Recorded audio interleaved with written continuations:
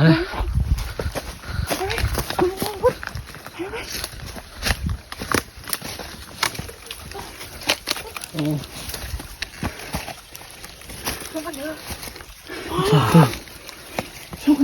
ช่องตู้ว้าวงามเลยทุกคนโอ้กาวมันติดมือแต่จะมาใส่นมในเย็น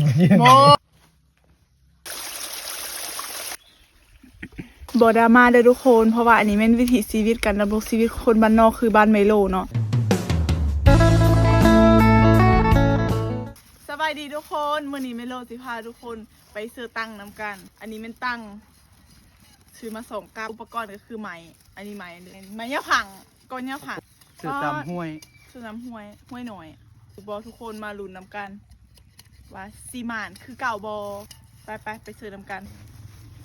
กูซื้อมาน้ำมือไอ้นุ่งพอเลยหนาวหนออุ้ยระหว่างทางกระติดไอ้ของกระติดตัดไม้ไปนำที่เธอได้ประมาณ10 ป้ายหรือ20หลังไปโอ้จะส่งแจกแทนหนูเราได้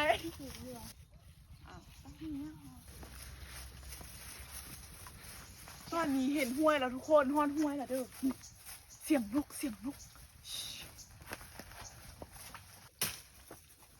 ย่างมีอะไรตู้เอาตั้งเด็กเห็นห้วยแล้วทุกคนไอ้เขากำลังอยู่ลุ่มพันเขาไปลงไปน้ำเพราะว่ามันลึกเดี๋ยวเขาไอ้เสือก่อนนี่มาเบิ่งมันอยู่เนินนี่ดิตากล้องก็ต้องลงไปน้ำเลย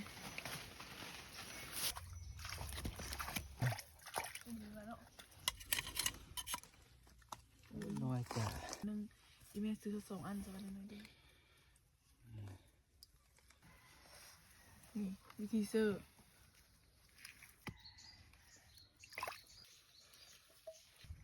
บ่หิวคนบ่ลงวะที่เดินน้ำห้วยไอ้นี่บุญโนั่นนำบุพเก่านะ เก่าแม่นบ่หลังนึงขันมึงซื้อหลายปานนั้น พูดซื้อแล้วได้ทุกคนหลังที่2นี่อีกประมาณนี้เลย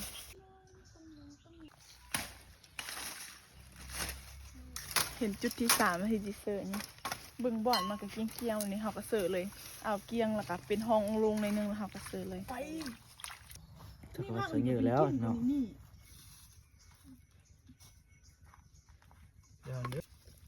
คือประตูเส้นหาจิมาออกมาล่ะเอาใกล้มึงหนูไปเจอ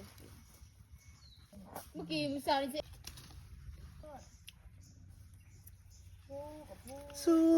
มาหลายปีไม่เห็นได้ดีเมื่อก่อนจะมาโอ้เบิ่งก่อนมาโอ้มาบรรยากาศวันนี้โคตรคักเลยนี่อายกันมาเสิร์ฟอยู่กองนี่เหรอนี่มาเบิ่งเจอหมายคักว่าวันนี้นะทุกคน ขอฟาดปากเลยนะฉันขอฟาดปากแกหน่อยนะทุกคน อุ้ยน้ำอุ่นๆไหนจะมาใส่นมในเย็นโอ้อุ่นเบิ่งนี่เขาก็จะเปิดสั่งเวียนอยู่นี่นะเพราะว่าเรา2 คนนี่ตีกันนะทุกคนระหว่างไอ้เขาซื้อไม่รู้กันเลยเก็บผักสุกนี่ไปผักหน่ออีกจะไปสุกกินสวยขึ้นมาแถวนี้พอดีเห็นผักกุดห่วยที่เอาไปซุปเสิร์ฟกับผักหน่อนี่แหละทุกคนหรือว่าไปลวกกับเจียวกระแซบนี่อ่อนๆแบบนี้เลยซุปกระแซบคั่วกระแซบลวกกระแซบเผ็ดอันเดอร์กระแซบอ่อนๆอบบวบแบบนี้เลยนี่อุ้ยมีของกินสวยแล้วถือว่าสีบ้านได้นกเห่าก็ได้พักไปซุปกินสวย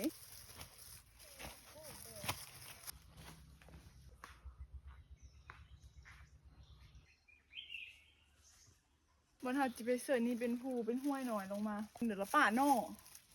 ไปเข้าไปน้ำกันเย็นทุกคนเข้ามานี่น่ะมานำมามีของดีครับเบิ้งนี่นำมามีทางลิ้นแด้วันนี้น่ะโอ้โหใส่เลยนี่ข้าเจ้ากระเทียมอันจอกกินนี่เด็คนมาภูมาผ่าค่ะอยากน้ำเขาเข้ามาใกล้บางคนก็ลืมน้ำเอาน้ำมาน้ำก็สิได้กินน้ำนี่แหละน้ำออกบ่อบรรยากาศได้เลยเอาห่อใบตองคุณวะเดี๋ยวเฮ็ดให้ดู ล้างมือไหมเฮ็ดแบบนี้ได้ไปลงมาได้กินไม่รู้พันยาก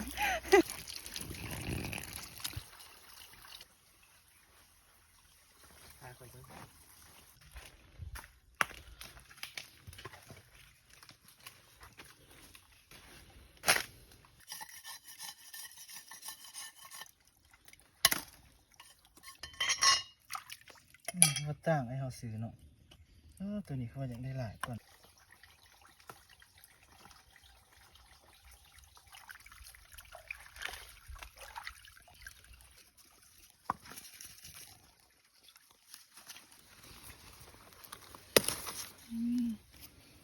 ตอนนี้ไอ้ขึ้นไปเสิร์ฟหลังสุดท้ายแล้วทุกคนแต่ว่าเมโลสิได้ลงไปก่อนไอ้ขึ้นไปเสิร์ฟอยู่พุ่นอยู่เทิงพุ่นแต่ว่าบ่ได้ขึ้นไปถ่ายนำประมาณ11-12 โมงสิขึ้นมาย่ามมาอีกว่าสิถือบอวันนี้นะทุกคนมาลุ้นนำกันเด้อเมโลสิได้ลงไปก่อนล่ะถ้าไปอยู่เทิงพี่ นกมันขึ้นมาเทิงหูไป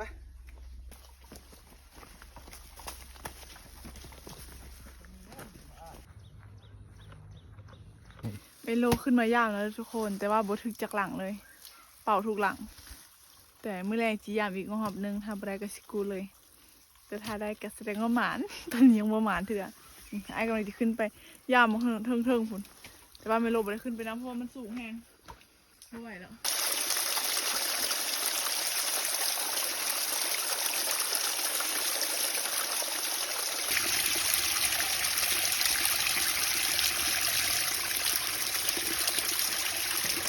ทุกคนได้แล้วตัวนึงนี่ เบิ่งตัว 2 ตัวอีกเลย นี่ อ้าว2 ตัวทุกคนขึ้นมาตัวนึงอะไรมันคือ2 ตัวมันอันนี้ที่มาหมาดเป็นนี่เบิ่ง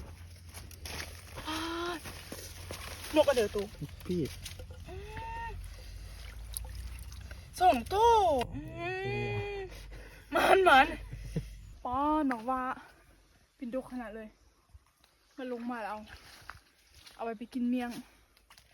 แซ่บอันนี้แซ่บ อะไร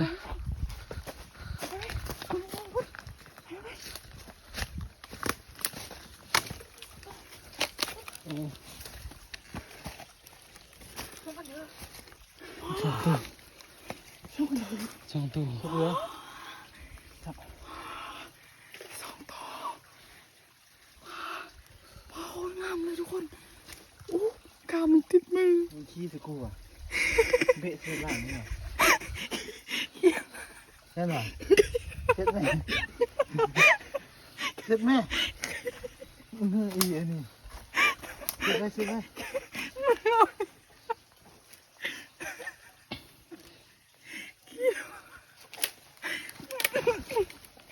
มันเอานิติ้งเหรอ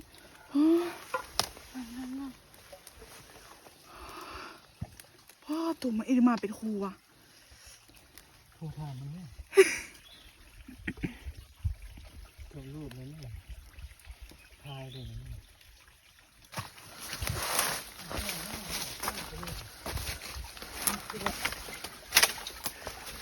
โตตัวนึงอ่ะอันนั้นดิ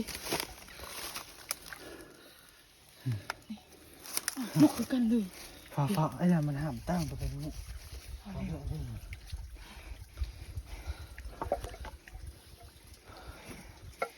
3 ตัวเป็น5 ตัวแล้วตัวนี้ได้5 ตัวแล้วมันคุ้มนี่แต่ค่อยบีบมันหมานขนาดเลยทุกคนยามไป4-5 หลังนี่ได้5 ตัวแล้วมีได้นกปิด2แล้วก็อันนี้เขานกขวกเหลืองละตัวนกขวกเหลือง3 ตัวอันนี้ถึก2นี่ถึก1สมคุ้มค่าที่มาใกล้ คือวะ เอาเลยนี่ใช่เลยนี่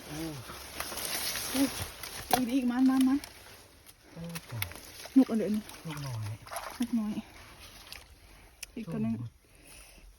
เธอหนัก หวานขนาดเลย มันตีนเยือกออกจากกระตอนคืนมา บอดราม่าเด้อทุกคนเพราะว่าอันนี้เป็นวิถีชีวิตการดำรงชีวิตของคนบ้านนอกคือบ้านไมโลเนาะคันว่าบ่หาก็บ่ได้กินคือแบบนี้แหละถ้ามาหาก็พอได้อยู่ได้กินนี่ หาอยู่กลางป่ากลางภูแบบนี้แหละทุกคนไปไปนี่ไปโตะหลังต่อไป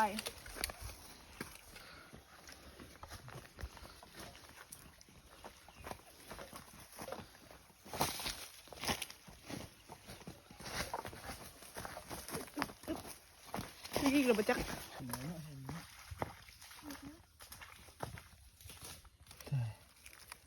สุดนี้ว่ามาซาเท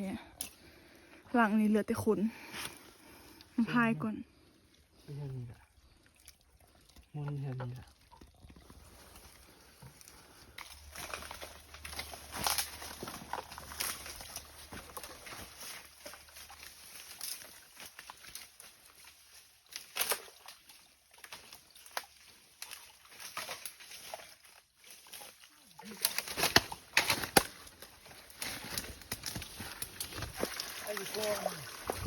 อู้ยน้ำตกแม่ฮะขึ้นมาเนี่ยขึ้นมาฮะ ไอ้ก้อนไอ้ตัวมันรูดถึงไม่ก้อน เห็นบอก2 ตัวได้นี่ทุกคนผมจะเอาผลมาออกกันดิ2 ตัวสมมาใกล้แล้วมอนเสือนะอันนี้ออกกันใน2 ตัวภาพกันนี่เหรอทุกคนมานี่นะมันมึงมอนเสือนะ